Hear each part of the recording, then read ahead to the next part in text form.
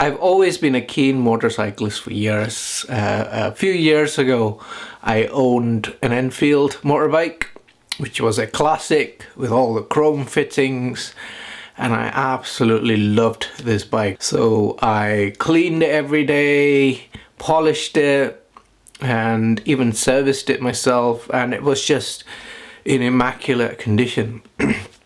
One day I found out that there was this rusty bolt underneath the mudguard, and I'm like, no, I need to sort that out right straight away. So I went to work on it, and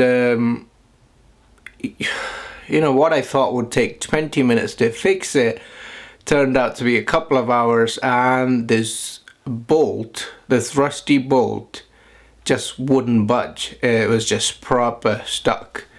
I'm trying everything I can, so not shifting, and so what happened was that I just lost my patience, right? It was just wearing off pretty quickly.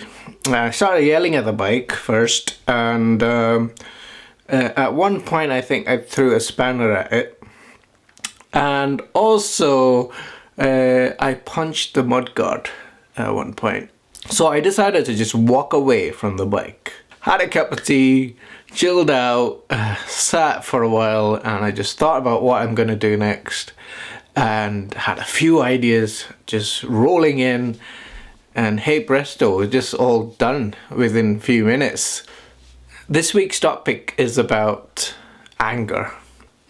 What starts off to be like this harmless feeling could quickly sort of escalate into something that spirals out of control.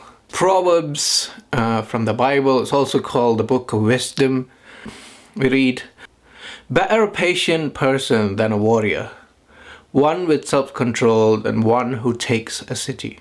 Where can we find such self-control? The Bible talks about self-control. It is a fruit of the Spirit that is given to us.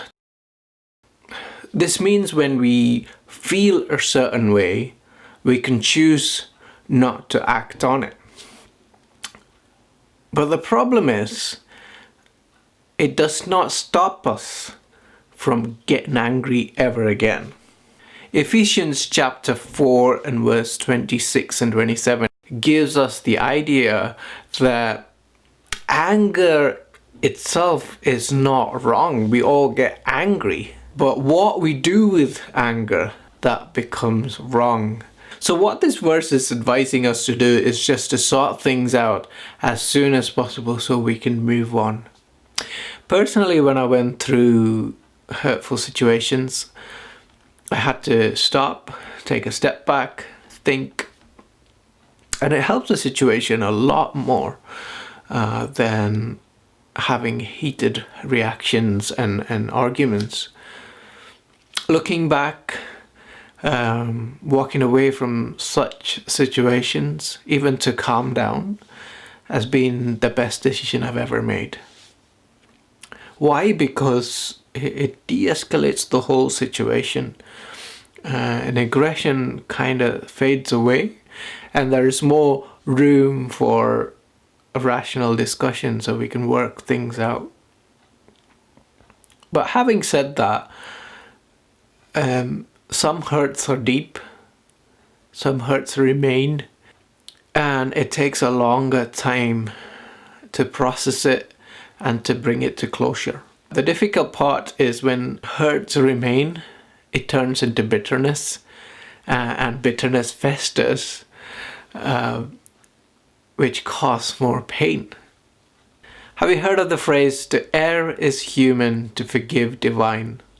I know it's not from the Bible, but it reminds me that we're all human beings and we are prone to anger. And it also reminds me that God can truly help us forgive. I'm going to leave you with a verse from the Bible, Philippians chapter 4, 6-8. "Do not be anxious about anything, but in every situation, by prayer and petition, with thanksgiving present your requests to God. And the peace of God, which transcends all understanding, will guard your heart and your minds in Christ Jesus." with God's help, we can learn to deal with our feelings and walk in His peace. Have a great week, everyone.